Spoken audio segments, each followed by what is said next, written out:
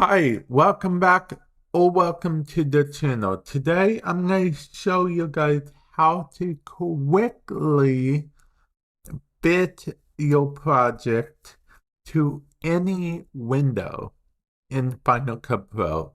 What I mean by that, I will explain. Okay, let's say you have a project like this that, it's just very long.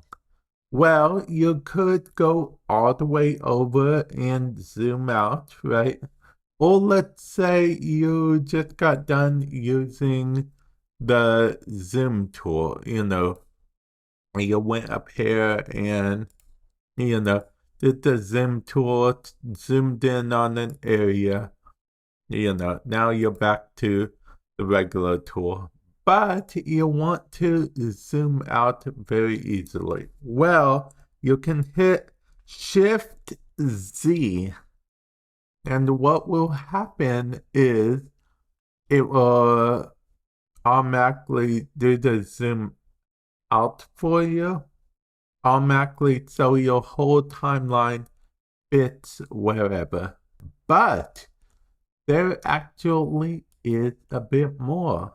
We can zoom in here all the way to 600 and look at stuff, right?